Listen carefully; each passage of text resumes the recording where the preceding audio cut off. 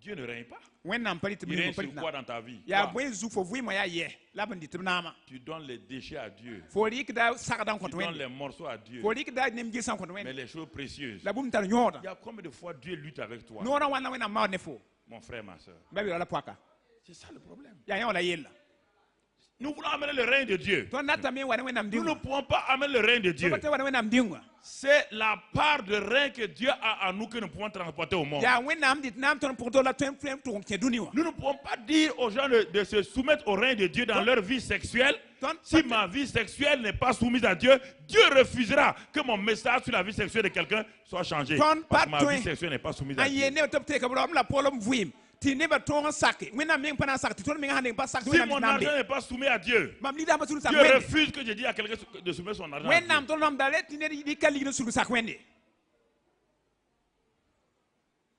Cet homme-là, il a compris ce que Dieu voulait. La dernière clé, il s'est mis à genoux. Il a dit à Dieu, ça fait des années que je lutte avec toi. Tu me bénis. Tu me donnes beaucoup de choses. Mais je n'ai ni la joie. Je ne profite pas de cette joie-là. Parce qu'il y a une porte dont je tiens la clé. Et je te la donne aujourd'hui. Après ce jour-là, sa vie a été transformée. Ce dont il avait peur est devenu réel. Ce dont il avait peur là est parti. Il pensait que Dieu allait le maltraiter. Il pensait que Dieu allait le faire subir des humiliations. La plupart du temps, les clés que nous avons dans nos mains, là, que nous ne voulons pas donner à Dieu, là, ce sont ces maisons où le bonheur se trouve réellement. Tout ce que nous avons donné à Dieu là ne nous procure pas le bonheur. C'est pourquoi Jésus s'est assis un jour. Il a regardé ceux qui donnaient l'argent. Les millionnaires sont arrivés. Ils ont déposé de l'argent. Les milliardaires sont arrivés. Ils ont déposé de l'argent. Une veuve n'avait que 100 francs. C'était sa vie. Elle luttait. Elle luttait. Elle luttait. Si elle donne ses 100 francs là, elle a donné sa vie. Elle dit, mais si je donne ces 100 francs, je n'aurai pas à manger. Mais à la fin, elle a dit, règne en moi. Règne sur ma vie. Dieu dit, ta vie c'est quoi? Ce sont tes 100 francs. Elle a marché.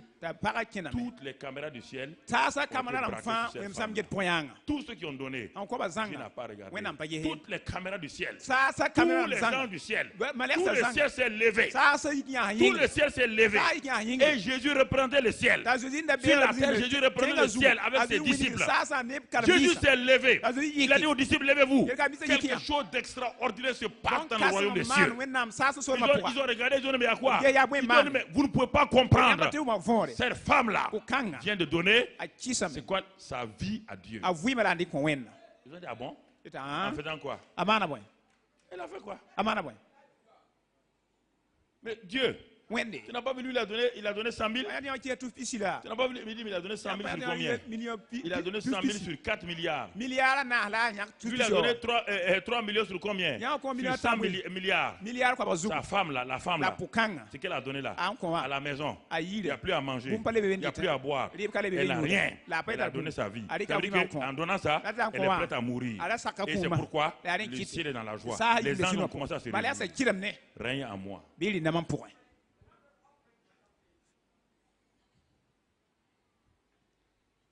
Règne en moi. Règne en moi. J'ai pas dormi hier. J'ai pas dormi. Non. C'est trop. Non.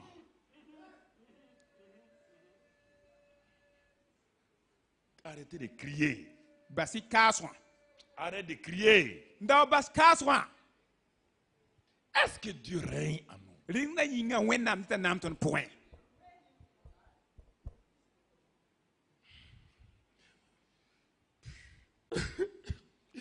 Est-ce que Dieu règne en nous?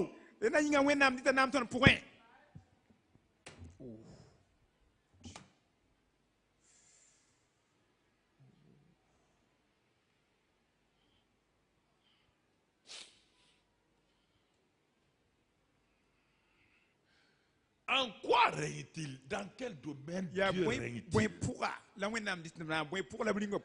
Dieu est roi dans ta vie, dans quel domaine?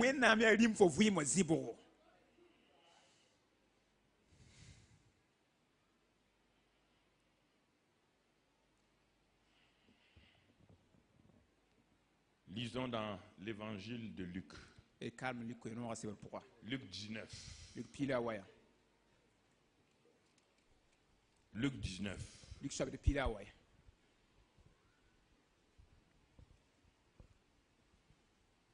Verset 12. Luc 19, verset 12.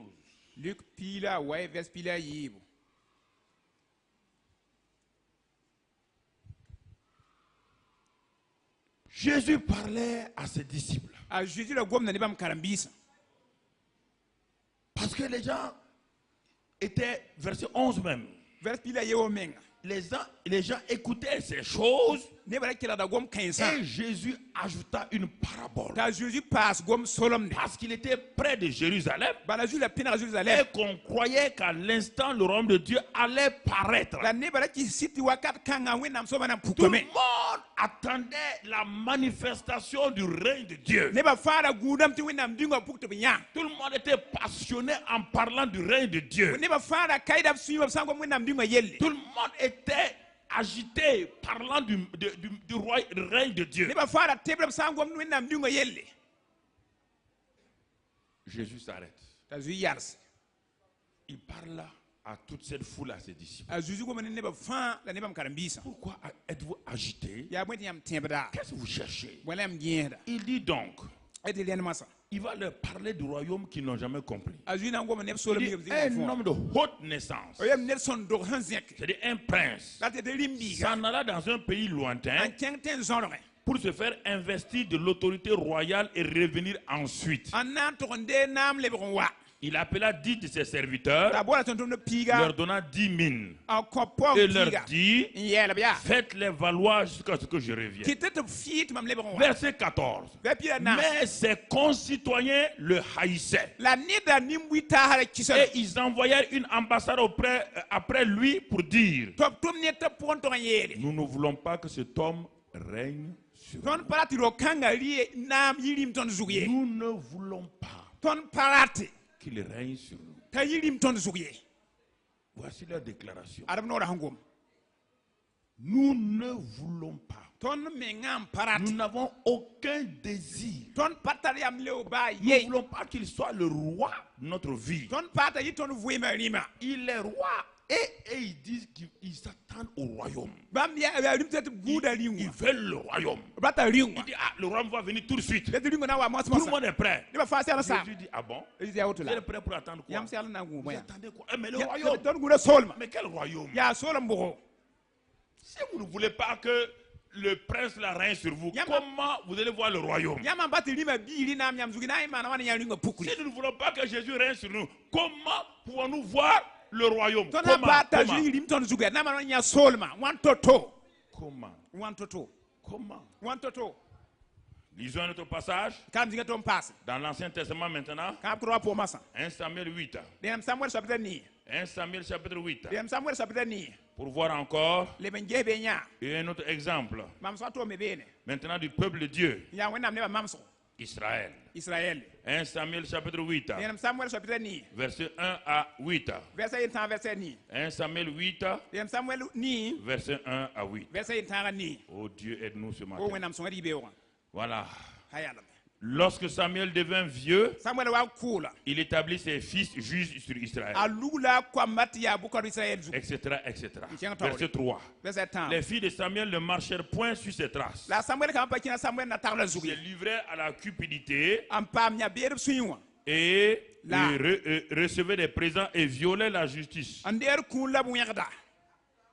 À cause de cela, tous les anciens d'Israël s'assemblèrent et vinrent auprès de Samuel à Rama. Ils lui dirent, voici tu es vieux et tes fils ne marchent point sur tes traces. Maintenant établis sur nous un roi pour nous juger comme il y en a chez toutes les nations. Samuel vit avec déplaisir qu'il disait, donne-nous un roi pour nous juger. Et Samuel pria l'Éternel. L'Éternel dit à Samuel, écoute la voix du peuple dans tout ce qu'il te dira. Car